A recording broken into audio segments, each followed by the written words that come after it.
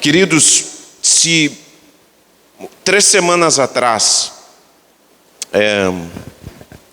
eu soubesse de tudo aquilo que iria acontecer, talvez eu não fosse tão preciso na escolha de um livro para refletir.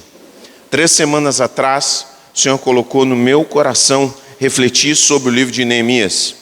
E nós estamos caminhando há 3 semanas no livro de Neemias e hoje vamos pregar novamente no livro de Neemias. E o livro de Neemias tem tudo a ver com aquilo que está acontecendo agora no nosso estado. Nós estamos vivendo uma realidade que Neemias enfrentou, que é um cenário de devastação, um cenário de destruição. Nós não podemos ignorar, nós não podemos pensar que porque a nossa família não foi afetada, que os nossos conterrâneos, que os nossos irmãos gaúchos não fazem parte da nossa realidade. Não é possível nós contornarmos essa tristeza e dizermos, não é comigo. Nós precisamos, como filhos de Deus, compartilharmos também, assim como Jesus fez, o destino do nosso povo, aquilo que o nosso povo está sofrendo, e aprendemos disso, e entendemos que aquilo que se vivencia agora também é um desafio para nós. Como reconstruir um cenário de destruição? Como vamos reconstruir? Como vamos olhar para essa situação e vamos nos tornar instrumentos de Deus em meio a ela? Como nós mesmos vamos enfrentar os nossos cenários de destruição? Porque aquilo que acontece hoje com o Rio Grande do Sul é algo que nós também enfrentamos nas nossas vidas pessoais, não em tanta intensidade, mas muitas vezes nós também encontramos cenários de destruição na nossa família. Muitos de nós viemos de cenários de destruição. Muitos de nós que estamos aqui viemos com problemas com filhos, viemos com problemas com nossos pais. Eu mesmo não me entendia com os meus pais. Eu era um problema em casa, era um problema na escola, era um problema no bairro. A minha vida era um cenário de destruição. E o Senhor reconstruiu. Porque o Senhor é o reconstrutor. Ele é fiel. Neemias esteve no lugar onde esteve porque a palavra de Deus prometia que ele ia retornar os cativos, que ele faria algo novo na vida do povo. Foi sobre a palavra de Deus que Neemias reconstruiu. É sobre a palavra de Deus também que nós somos chamados a sermos instrumentos de reconstrução, de trazermos a vida novamente, de olharmos para alguns cenários que nós vivenciamos na nossa vida, às vezes vivenciamos nós mesmos.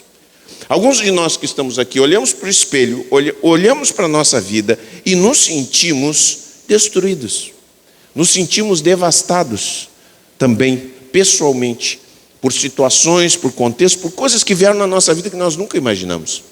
Como tem coisas na nossa vida que nós passamos que nós nunca imaginamos passar. Nós temos um planejamento da nossa vida, nós olhamos para o futuro com expectativas, com planos, achamos que teremos dificuldade, mas às vezes a vida nos pega de uma maneira que nós enfrentamos dificuldades que não pensamos. Nós pensamos assim, puxa vida, mas eu nunca pensei que eu ia passar por isso. Então nós não temos um plano também para sair. Nós não sabemos como fazer, nós não temos ideia, mas a palavra de Deus nos traz tanta inspiração.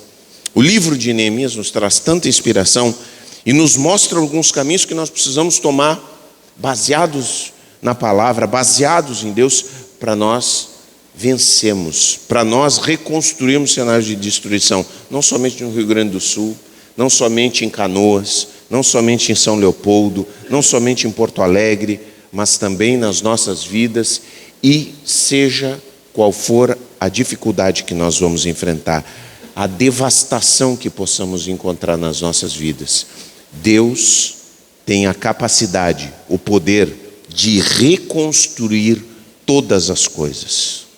Uma vez eu recebi uma palavra profética. Um servo do Senhor me trouxe uma palavra profética. E nós já tínhamos passado tantas coisas aqui na igreja, e passamos tantas histórias, às vezes nós estamos recordando coisas assim que... Tem coisas que eu passei que eu até me esqueci. coisas difíceis, porque são tantas coisas quando nós passamos como pastores, porque não são só as nossas coisas pessoais, nós passamos junto com as pessoas. Cada um dos irmãos que entra num problema, a gente entra junto. Nós estamos junto com esse problema, nós estamos enfrentando, nós estamos pensando sobre aquilo, nós estamos orando, nós estamos nos importando. Então são tantas histórias. E eu recebi uma vez uma palavra profética, e Deus me falou o seguinte: essa capacidade que tu tens de voltar à vida depois de problemas tão severos, fui eu que te dei. E todas as vezes que a tua vida virá em pedacinhos, eu vou lá e vou recolher e juntar todos esses pedacinhos.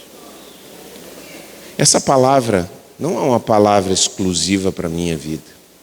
É uma palavra que Deus nos fala de tantas maneiras no Evangelho. Eu fico imaginando as coisas mais inexplicáveis, as dores mais impossíveis de justificar. E você pensa assim. Outro dia uma menina lá em Ribeira, como todos vocês souberam, uma menina uma jovem de 24 anos foi estuprada e morta por um jovem também, drogado, que andava circundando e espreitando a vida dela.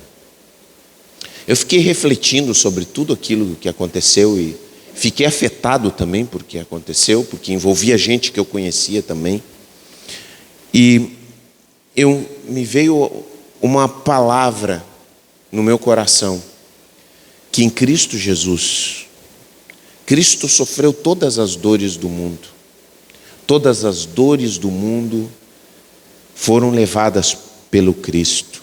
É isso que a palavra de Deus diz. Ele se identificou com toda a dor do mundo, porque o mundo é um lugar de dor, de sofrimento, de dificuldades.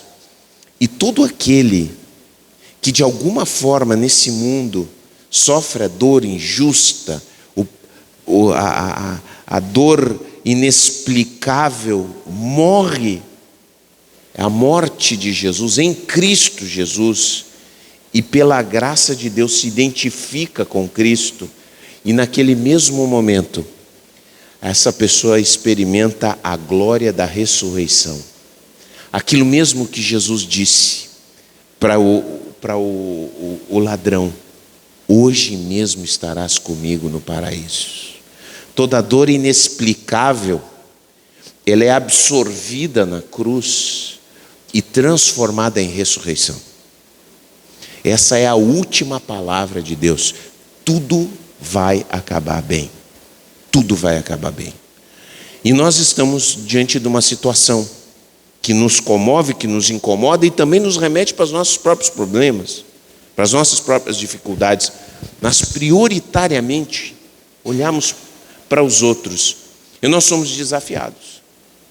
Acho que somos desafiados. Somos desafiados a sempre olhar para fora, a não olhar só para nós, mas sermos sensíveis ao que está acontecendo, porque Deus quer nos usar. Há uma preocupação dentro da Bíblia, há uma preocupação em todos os profetas, com o pobre, com o abandonado, com o oprimido, com aquele que passa necessidade. Deus tem uma prioridade, é alcançar essas pessoas, é abençoar essas pessoas, é tocar essas pessoas. E nós precisamos ter isso no nosso coração. Em Salmo 68, 5, 6 diz assim: Pai dos órfãos, defensor das viúvas, esse é Deus cuja habitação é santa. Deus dá uma família aos que vivem sós, liberta os presos e os faz prosperar. Amém? A palavra de Deus. Esse é o nosso Deus. Esse é o nosso Deus. E diz Isaías capítulo 58, versos 6 e 7, diz: soltem os que foram presos injustamente, aliviem as cargas de seus empregados, libertem os oprimidos, removam as correntes que prendem as pessoas, repartam seu alimento com os famintos, ofereçam abrigo aos que não têm casa, deem roupas aos que precisam, não se escondam dos que carecem de ajuda. Amém? Eu fico muito contente quando eu ouço que na capital muitas igrejas estão abrindo suas portas. Nossos irmãos estão cancelando os cultos para abrigar pessoas lá na cidade de Porto Alegre, para receber pessoas. Muitas doações têm sido feitas. Esse é o espírito que deve habitar a igreja. Esse é o espírito que deve habitar cada um de nós. E quando nós lemos Neemias, nós aprendemos uma série de coisas aqui. Porque, gente, a salvação que Deus veio nos trazer, muitas pessoas pensam assim, vida cristã é o seguinte, e está errado, hein? Vida cristã é o seguinte, é vir na igreja no domingo, bater o meu ponto com Deus, para garantir que quando eu morra eu vá para o céu. Muitas pessoas pensam que é isso. Vida cristã é isso aí, é garantir o meu lugar no céu. E foi tanto assim que uma determinada época a igreja pervertida vendia cadeiras no céu. A igreja Tetzel dizia, não, se vocês pagarem indulgências aqui, quando a moeda cair no cofre, a alma salta do purgatório e vai para o céu. Era exatamente isso que ele dizia. Cai a moeda, salta a alma para o céu. Então vendia, porque se entendia dessa forma, se entendia equivocadamente. E aqueles que começaram a ler as Escrituras disseram, não é assim. Não é isso que a palavra de Deus nos diz, porque a palavra de Deus nos diz claramente que a salvação é muito mais do que isso, porque a Bíblia diz que a Jerusalém do futuro, ela desce dos céus e ela chega até a terra. Nós não vamos ficar no céu, tem pessoas que pensam que nós vamos ficar lá nos ares, assim, tocando, uma harpa, algo aborrecido. Eu até tinha um colega meu que dizia assim, eu não quero ir para o céu é muito chato, quero ir para o inferno, que deve ser muito mais divertido. Pelas visões que nós temos, as pessoas pensam que o inferno até é mais divertido. Mas a palavra de Deus nos diz, quando nós olhamos para o futuro, que vamos construir, por toda a linguagem que a Bíblia diz, nós vamos construir uma terra de harmonia, uma terra em que o bem-estar vai ser a marca. Vai ser a marca. Então você olha alguns lugares no mundo, você diz assim, mas esse lugar é assim tão bonito. Olha para a Noruega, olha para a Finlândia, olha para lugares onde tem qualidade de vida. Apesar disso, essas pessoas, muita gente se suicida nesses lugares, é alto nível de suicídio. A gente olha e diz assim, puxa vida, como seria bom que a vida fosse assim em todo mundo. Como fosse bom que as pessoas fossem felizes, esse estado de bem-estar. Quando olhamos para o futuro, nós olhamos que Deus anuncia um reino, que Ele está construindo um reino, construindo e preparando pessoas para esse mundo. Porque nós, como somos agora, nós precisamos ser transformados.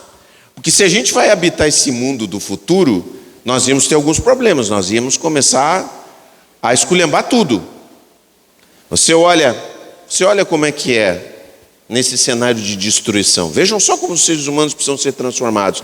Tem gente que nesse cenário de destruição está saqueando casas, está saqueando lojas.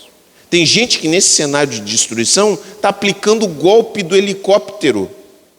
Vejam só, as pessoas olham a desgraça e dizem assim, bom, o que eu posso ganhar com esses desgraçados aí? Com esses infelizes? Você pensa o coração de uma pessoa assim? Que coisa terrível. Não é possível um novo céu, uma nova terra com pessoas assim. Por isso, a salvação de Deus vem até nós para mudarmos a nossa mente, para mudarmos a nossa cabeça, para sermos pessoas diferentes, porque só pessoas diferentes podem habitar um mundo diferente. Se não formos diferentes, não é possível sonhar com um Brasil diferente, com o povo como é. como o nosso povo é.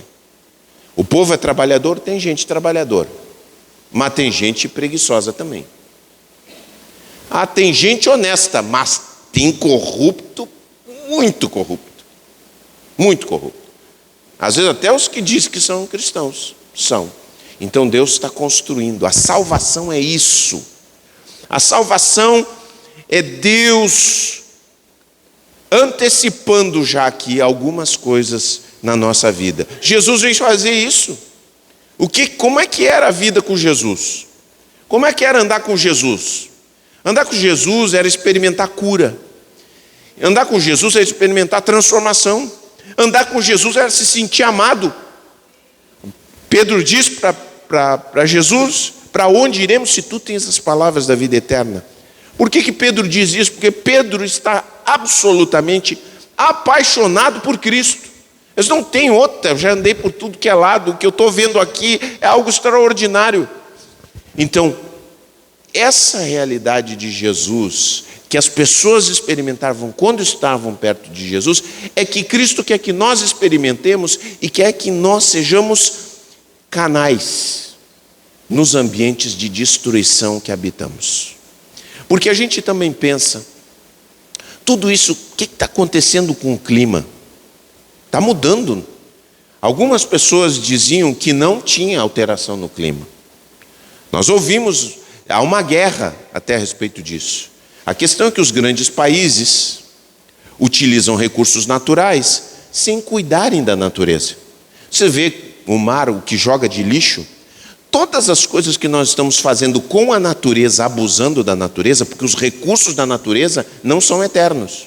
Eles não são eternos, gente. Os recursos da natureza, eles têm limites. E quando nós abusamos da natureza, há um reflexo. A natureza responde de volta. E muitas dessas catástrofes são catástrofes anunciadas. Não que as pessoas que estão sofrendo têm uma responsabilidade direta, mas nós, como seres humanos, como humanidade, estamos construindo um mundo que está se tornando perigoso para nós mesmos. Então, Deus nos chama com uma outra cabeça para reconstruirmos em cenário de destruição. E eu quero que a gente aprenda com Neemias como a nossa cabeça pode ser diferente nesse mundo. Como a nossa cabeça pode ser diferente. Como nós podemos ser um instrumento de Deus nesse mundo. Como Deus age na nossa vida. Como Deus reverte cenários de destruição, não só no Rio Grande do Sul, mas na tua vida, na tua família. Aonde você está, na situação que você está vivendo.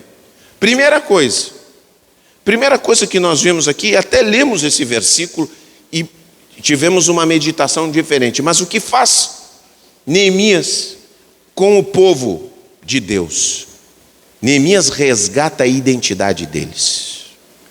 E eu quero dizer para vocês, nós precisamos lembrar sempre precisamos lembrar qual é a nossa identidade. Quem nós somos. Porque às vezes nós estamos dizendo coisas maldosas. Estamos sendo cruéis. E você não é cruel.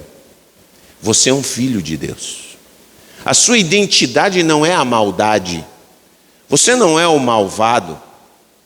Você é aquele que foi amado. E Deus colocou a bondade dentro do teu coração, por meio do Espírito Santo. Você não foi vocacionado para esse tipo de coisa. Você tem que lembrar sua realidade pessoal. Quem você é. Eu acho interessante. Outro dia eu estava vendo um estudioso e ele disse que qualquer nação que existiu, antes que qualquer nação construísse algo significativo, eles tinham uma visão significativa. Antes da gente realizar qualquer coisa significativa, a gente tem uma visão significativa. Uma visão grandiosa. E isso acontece com o cristão. O cristão, ele é transformado completamente.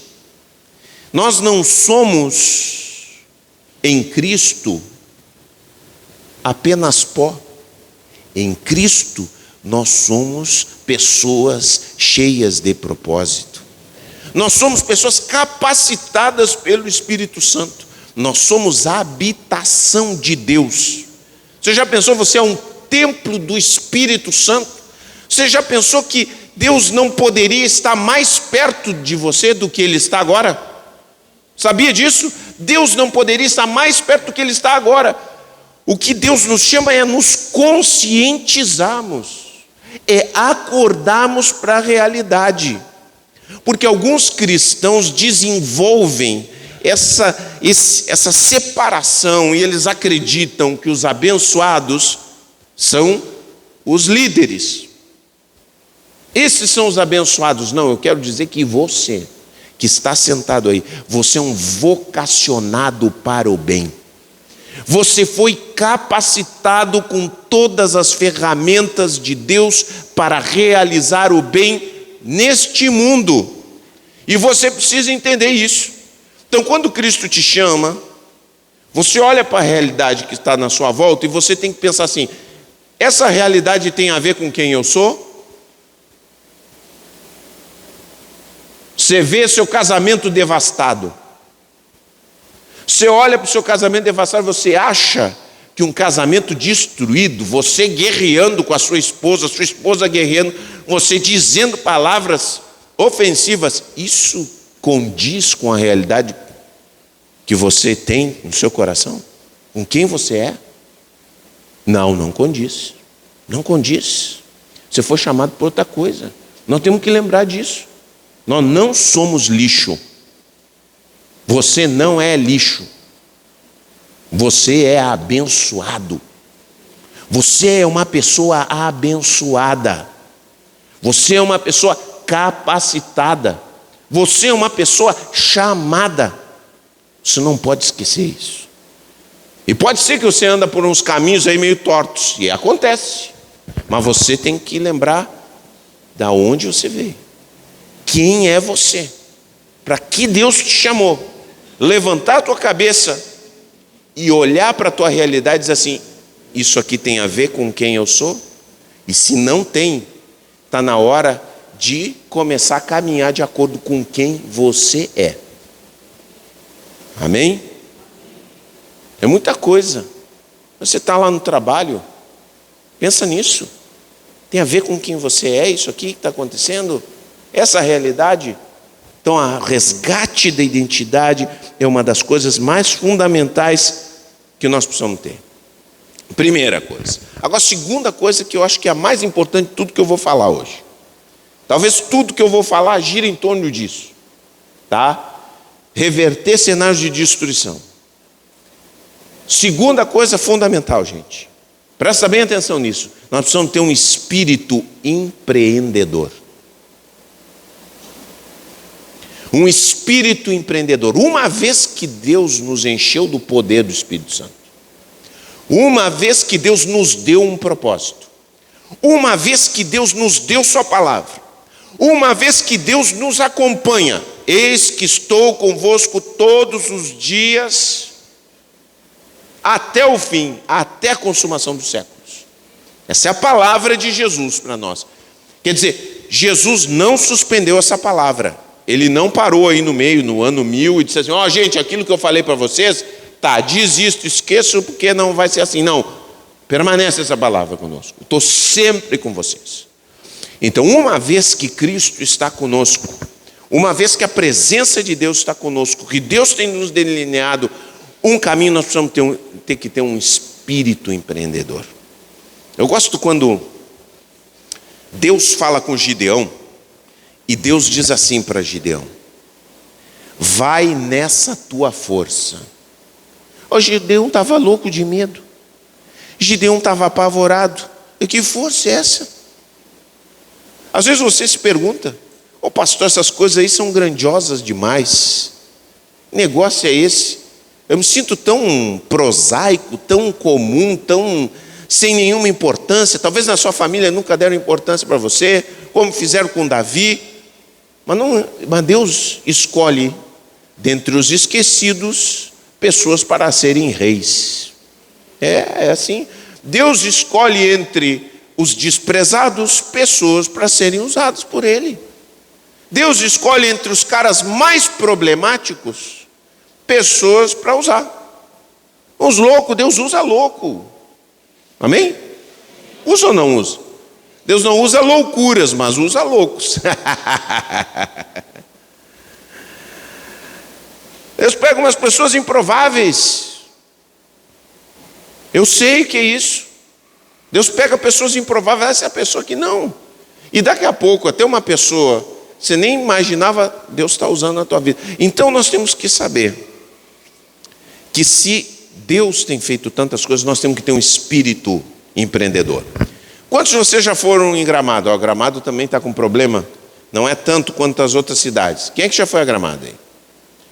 Quem é que já teve choque de realidade depois que voltou a Gramado?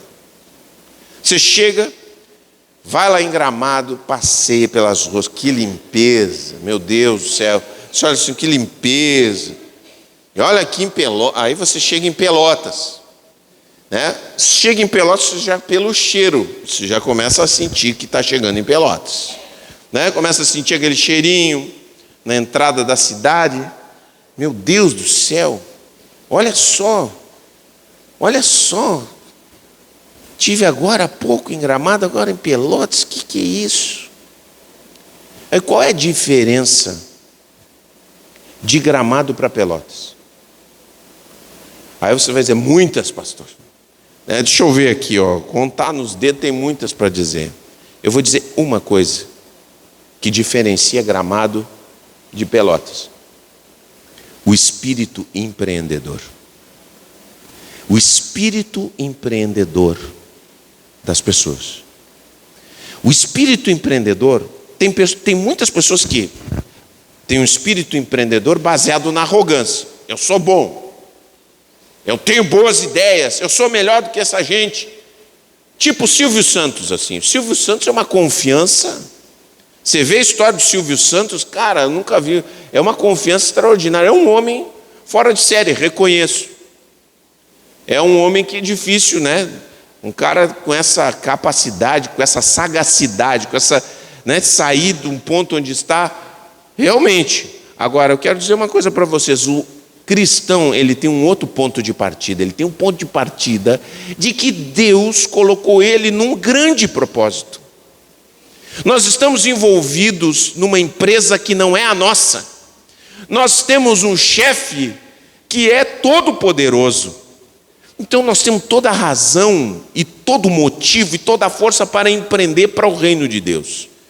Então, a gente fica olhando, digamos, vamos lá olhar Gramado, o que nós fazemos dentro da nossa realidade? O que você faz na sua casa? Espírito empreendedor. Você tem espírito empreendedor na sua casa? Você está tornando sua casa uma casa bonita ou não? Olha para a sua casa, olha para a frente da sua casa. Como é que está a frente da sua casa? Olha para o seu quarto. Como é que está o seu quarto? Olha para a sua sala. Porque aí você diz assim, olha para a sua rua. Aí você fica pensando assim, como eu queria ter uma cidade, né, tão bonita, uma cidade limpa, né? E aí você chega e joga um papel no chão. E lá deixa. Você viu os japoneses na Copa do Mundo? Vocês viram, depois do jogo, o que eles faziam? Eles iam saindo do estádio e aonde eles iam contando lixo, eles iam pegando lixo, aqui ó. Iam colocando lixo. O cristão tem todos os motivos para ter um espírito empreendedor. Eu quero te dizer que ainda que sejam pequenas as coisas que nós façamos, nós temos que ter em todo lugar aonde a gente for, um espírito diferente. É assim que se reverte cenários de destruição. Olha, pensa assim, na tua família. Você tem problema na sua família. Aí, você tem a possibilidade de aprender. Parece um curso para a família, para você aprender a melhorar as coisas na sua família. Aí você diz assim: olha só quem não tem espírito empreendedor. É muito caro esse curso, mas tem dinheiro para comprar X todos os dias ou toda semana. Muito caro esse curso. É muito longe. Eu não gosto desse professor. Vai ser difícil, não entendi a primeira aula. Entendeu? A pessoa que não tem espírito empreendedor, ela coloca dificuldade em tudo. E nós temos que aprender. Eu digo porque eu já fui assim. A gente vai aprendendo, eu fui aprendendo com outros homens de Deus, observando, dizendo: não, eu quero esse espírito para mim. Nós temos que dizer assim: eu quero esse espírito para mim. Quantos de vocês querem um espírito empreendedor? Que fraco, hein? Vamos dizer assim: Senhor, me dá um espírito empreendedor. Tem que mudar a cabeça. Mudar a cabeça, gente. O jeito de pensar. A gente tem que observar as coisas. Entendeu? Coisa pequena. Então, tem lixo aqui, vou catar. Vou limpar. O que você quer? Você quer uma cidade limpa? Então limpa o que você pode limpar. Limpa a sua casa. Limpa perto o que tem de sujeira que você pode limpar. Limpa. Entendeu? É assim que se constrói algo novo. Se contagia. Você vê a pessoa, né? A pessoa que empreende, ela contagia os outros que estão perto. Então a gente tem que ter isso dentro do nosso coração.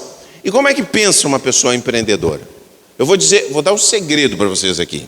Presta atenção no segredo, tá? 2 perguntas. Pessoas empreendedoras fazem 2 perguntas simples.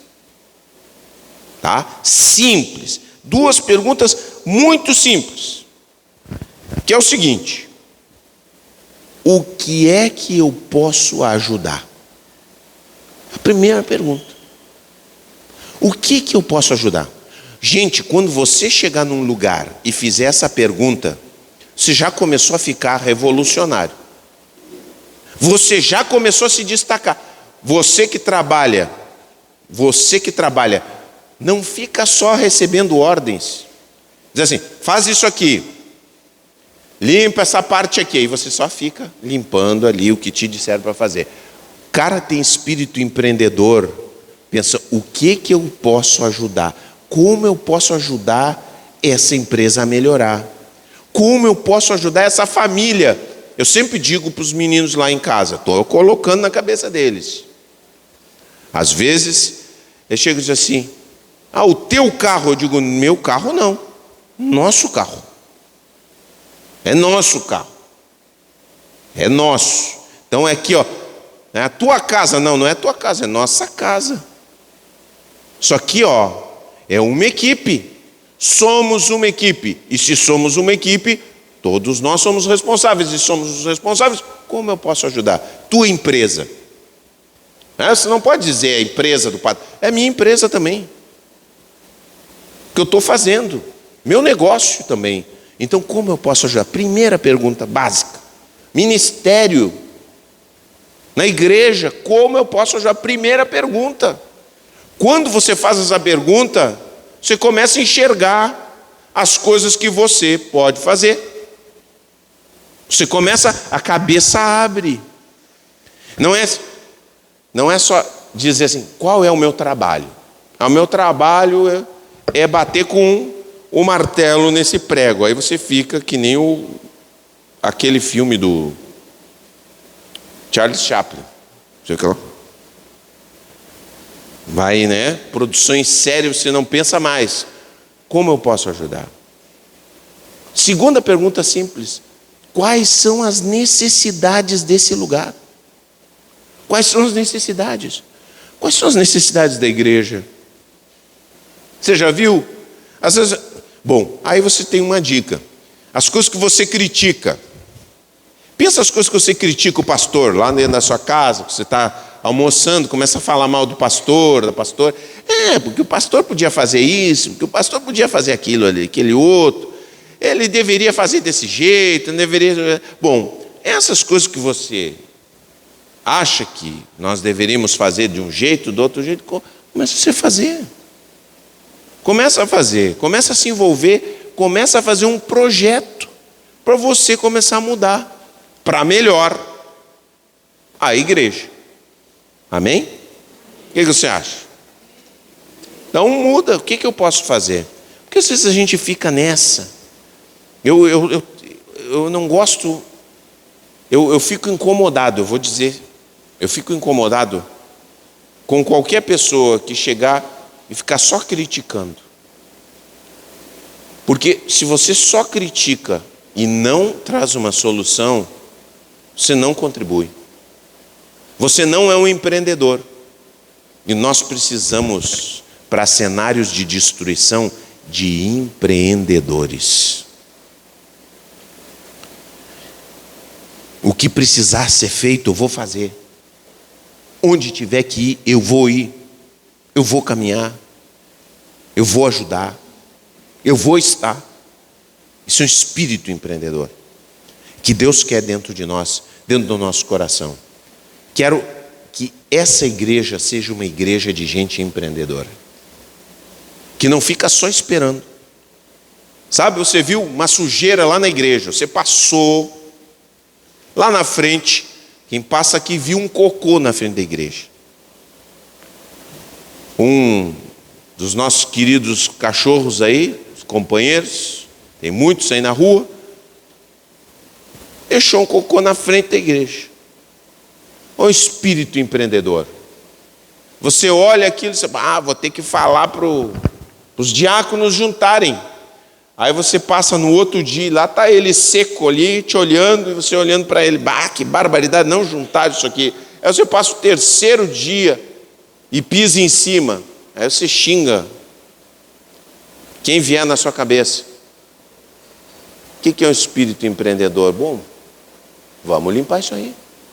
Você é parte ou não é parte da igreja? Você faz que nem os japoneses, olha aí, ó. É parte, é minha. Outro dia eu estava vendo, olha só, isso é o espírito empreendedor que a gente precisa ter. Outro dia eu estava vendo, lá fora, o pessoal toma cafezinho. E a gente tem que se cobrar, gente. Sabe que nós temos que nos cobrar? Não é eu cobrar só vocês têm que se cobrarem. Tem que ter uma cobrança mútua, sabe? Eu vi um copinho plástico com café do lado de fora da igreja, assim, na janela. Alguém tomou um café e disse assim, aqui na janela é o melhor lugar para deixar o café, o copinho de café. Onde é que é o melhor lugar para deixar um copinho de café sujo, gente? No lixo. Então você vê o irmão fazendo isso, irmão, é o lixo. O lugar é no lixo. Entendeu? Isso é um espírito empreendedor. Você tem a noção de como é que são as coisas. Um espírito empreendedor é um espírito que abre portas para outras pessoas. Quem empreende sabe que precisa construir uma cadeia de pessoas que se ajudam. E quando você vê alguém que faz uma coisa bem feita, você tem que promover quem faz as coisas bem feitas. Você tem que ser um divulgador de pessoas que fazem coisas bem feitas. Você tem que, sabe, a gente tem que fazer correr aqueles que são bons profissionais, aquelas pessoas que são boas mesmo. Eu gosto de falar bem das pessoas. Você gosta de falar bem das pessoas ou não? Hein? Ou gosta de uma fofoca? Vamos substituir a fofoca pelo falar bem. Isso é empreendimento, porque a fofoca não nos ajuda a nada. A fofoca é um passatempo inútil. Presta atenção. Fofoca é um passatempo inútil. Você não ganha nada. Você pode até se sentir meio superior à pessoa, mas isso também não é bom para a sua alma. Entendeu? Porque a gente corta o outro e se sente bem. Olha só aquele ali, qual é a situação dele, a minha, graças a Deus. Meus filhos são uma bênção, mas aquele da vizinha lá são horríveis. Isso aí não nos ajuda a lá contribuir. Olha, eu louvo a Deus toda vez que chove pela vida do seu Zé. Porque ele me indicou um funileiro top. Faz 15 anos que a gente tenta resolver o problema de entrar água aqui na igreja. Gente, eu vou dizer uma coisa, toda vez que eu chegava aqui, via isso aqui cheio d'água. Porque eu não gosto, eu sou do tipo que eu vejo as coisas estragadas, eu quero consertar de uma vez. Eu me incomodo, se eu não posso, eu fico muito incomodado. Eu vi aquilo ali, de não tinha jeito, tentamos de tudo que é maneira. O senhor Zé chegou e disse assim, olha, o Lázaro vai te resolver. Olha, eu chamava ele aqui na frente, Lázaro. Mas o homem fez um trabalho maravilhoso. Toda vez que chove, eu ouço o barulho da chuva caindo. E eu olho para tudo que é lugar, não vejo uma gota, né? Fico procurando. Digo, aleluia, obrigado, Senhor, pela vida do Lázaro, Senhor. Entendeu? A gente tem que ser assim. A gente tem que divulgar. A gente tem que falar. Quem é empreendedor tem que também, sabe, promover os outros. Porque é assim que nós construímos um ambiente diferente na igreja. Todos os lugares que a gente está. Não adianta, nós não podemos promover quem não faz bom trabalho. Eu não promovo. Mas é bom? Não é. Dá para confiar? Não dá. Não entrega. Mas se entrega, entrega. E a gente tem que ter isso. Porque é o que eu digo, nós criamos uma rede à nossa volta. De quê? De edificação. De construção. E aí as pessoas vão criando essas redes e essas redes vão mudando a realidade ao seu redor. Isso aí é espírito empreendedor. E o espírito empreendedor não se abala com fracasso.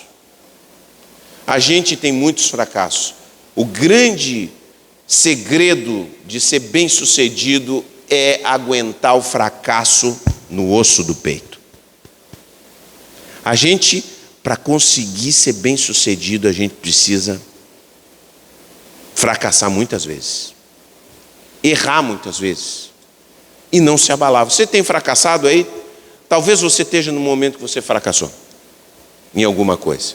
Não fica triste. Não fica triste, não é o fim. Teu fracasso não é o fim, só é o fim se você quiser.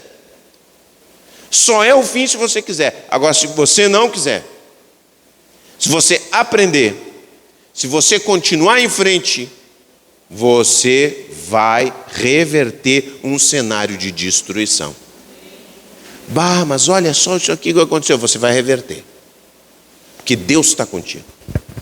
Com quem está com Cristo, quem está com Cristo, o fracasso não é a palavra final. É só uma lição a aprender. Entendeu? Porque Cristo nos ensina. Às vezes tem coisas que não dão certo. Aqui na igreja, muita coisa não deu certo. A gente se pergunta, mas o que não deu certo? E a gente aprende o que não deu certo. E o que dá certo. E o que vai. E aí a gente continua empreendendo, em nome de Jesus. Amém? Bom, aleluia. Aqui a gente aprendeu então algo fundamental, espírito empreendedor. Vamos orar de novo? Senhor, me dá um espírito empreendedor. Os filhos de Deus precisam ter esse espírito. A igreja, quando era perseguida, nos lugares onde eles iam chegando, eles iam evangelizando. Eles não iam chorando, a perseguição, não. Eles vão aproveitar, já que nós estamos sendo corridos, já vamos chegando aqui, já vamos espalhando a palavra. Entendeu? É assim que funciona. Terceiro lugar, quero ensinar para vocês. A gente precisa falar com esperança. A palavra, presta atenção, a palavra, ela tem impacto na vida das pessoas. Tem pessoas que dizem assim, não, a palavra é só a palavra. Não é, claro que só a palavra não vai fazer tudo, mas a palavra tem muita importância. O discurso de um pai de família, o discurso de uma mãe de família, na frente dos seus filhos, a palavra de um pastor diante da sua igreja, a palavra do líder diante do grupo familiar, a palavra do governador diante dos cidadãos de um estado, a palavra do presidente da república tem importância. E tem importância o jeito que você fala em cenários de destruição. Você chega e diz, isso não tem jeito. Oh, glória. Você acha que isso aí é uma palavra de esperança? Você pode dizer assim, isso aqui está feio, mas tem solução. Isso aí foi o que o médico me disse. Olha, o senhor teve uma oclusão da veia central da retina. Ai, meu Deus, quando ele falou isso, me deu uma tristeza no coração. Mas aí ele completou com a frase que me trouxe esperança. Ele disse assim, mas tem tratamento. Oh, aleluia. Entendeu? Você precisa falar com esperança. Às vezes até você está meio sem esperança, mas fala igual. Fala para que sua mente vá captando, entendeu? Falar com esperança. Eu vou fazer o meu melhor. A situação está difícil, mas eu vou batalhar. As coisas são complicadas, mas vamos encontrar uma maneira. Vamos encontrar um jeito. Isso é você crer. Isso é você ter fé, você exercer sua fé. É tão importante falar com esperança. Falar com as pessoas que estão na nossa volta com esperança. Expectativa. Eu me lembro que nós dizíamos isso para as pessoas. Hoje está cheia a igreja. E nós éramos poucos aqui. E nós dizíamos para o pessoal, gente, quem está aqui, quem é da velha guarda, lembra que eu disse assim, fechem os olhos e imagine a igreja cheia. Quem é que lembra que eu dizia isso aí? Tá. Lembram disso. Isso é esperançar. Esperançar. É praticar esperança. E a gente tem que fazer isso também em casa. Você está querendo construir, tornar sua casa mais bela, é ótimo. Aí você fecha os olhos e imagina essa casa mais bela. Você imagina a sua situação diferente. Você imagina seu casamento reconstruído, sua vida, seus filhos bem. Esperança. Fala com esperança. Não, eu tenho expectativa. Olha, a situação é difícil, mas Deus haverá de fazer algo diferente. E por último, gente, parecido com aquilo que a gente já tem falado, se associe com gente boa. Se associe com gente boa. Tudo aquilo que puder te ajudar, que é bom, a gente tem que se abraçar. Tem pessoas que na igreja dizem assim, a igreja não pode, o cara tem uma doença, não pode ir no médico, tem que só orar. Não é assim. Nós precisamos, o Evangelho nos ensina que nós podemos buscar toda ajuda que seja útil para nós. A psicologia pode ser útil. Bom, por exemplo, para construir um templo, o que a gente precisa, gente? A gente precisa de noção de engenharia. Sim ou não? Até o pedreiro tem noção de engenharia. O mestre de obras tem noção de engenharia, porque ele sabe que tem que seguir os princípios. Ele sabe que o viga tem que ter uma distância de outra viga, ele sabe que o concreto tem que ter tanto de cimento, com outro tanto de pedra, de brita. Tudo isso tem que saber, é ciência. E aí a gente chega lá, a gente não chega assim, não, vamos orar e vamos começar a construir. Não, a gente pega o conhecimento e pelo conhecimento constrói. É assim que funciona. Nós temos que nos associar com tudo que for bom. E aí a gente consegue reverter cenários de destruição. Deus quer nos usar, gente. Deus quer nos levantar. A gente tem que mudar a cabeça. E tem que saber que Cristo está junto conosco. Neemias foi até Jerusalém e reconstruiu aquela cidade. E Cristo veio até nós e veio também reconstruir nossas vidas, nos levar para a nova Jerusalém. Então nós podemos ter certeza que Ele está conosco. A obra que Ele está realizando é de reconstrução.